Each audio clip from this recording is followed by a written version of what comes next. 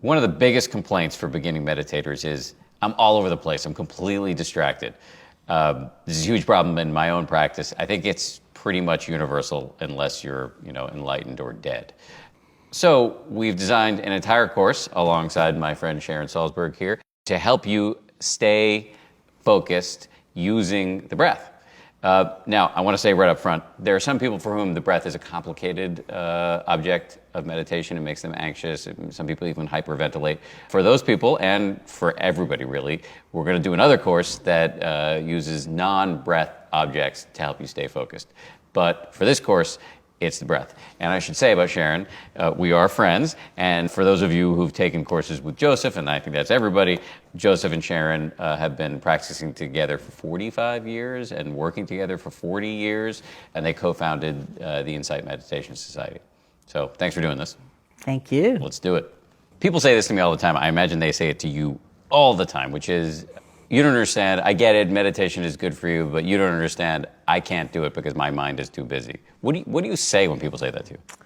Sometimes I say, people like you are my people. Like, those are the people I really like to speak to or be with the most. Mostly, I think that happens because we have all these concepts of what should happen when we meditate. So sometimes people continue on. Like, I tried it once and I failed at it because I couldn't make my mind blank, or I couldn't have no thoughts, or I couldn't have only beautiful thoughts. And then I just say, well, that's a concept. That's not the way I teach, and I don't believe that's what it's about anyway. It's not about trying to wipe your head of all thoughts, but developing a different relationship to those thoughts so they're not so haunting or pressured or whatever it might be. But everyone can do it. But the fact of the matter is, when you're having thoughts during meditation, it isn't what you're supposed to do, right? You're supposed to be focused on the breath. So that it is confusing. I'd like to reframe that supposed to. We have thoughts just the way we hear sounds, or different emotions may arise. You can't say, oh, now I got good at it. Those things aren't coming up. Whether they come up or not is not the issue. It's how we are with them. So you might have a ton of thoughts, but you may not get very involved in them and immersed in them. And it's not so much that you're supposed to be with the breath, is that the breath, something like the breath, is a home base. It's a landing place. It's a way to come back to yourself, come back to the moment. So if anything, the thing that is impossible to measure, which is the coming back, is the actual goal.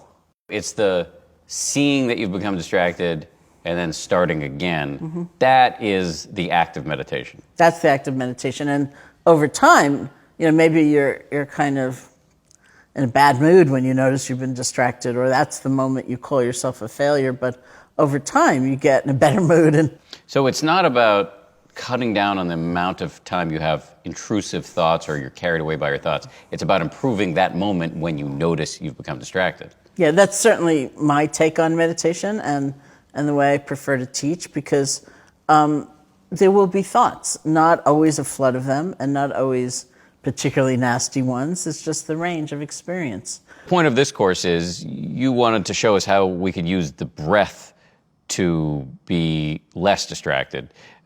Why is the breath useful in this way? My early teachers would say, first of all, the breath is like non-sectarian. You don't have to believe anything in order to feel your breath. If you're breathing, you can be meditating. And then as one teacher said, I always felt very charmingly, he said, the breath is very portable, right? So if you take, let's say, 10 minutes a day to practice formally in a dedicated way, using the breath as that anchor of attention, then you're at work and it's crazy. Or you're commuting or whatever it is. Nobody even has to know you're doing it.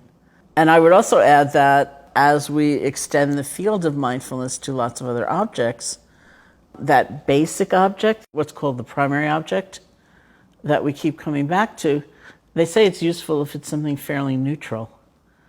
So there's so many things that arise in meditation that are kind of glorious and wonderful and exhilarating, and there are a lot of things that arise that are difficult and painful to notice.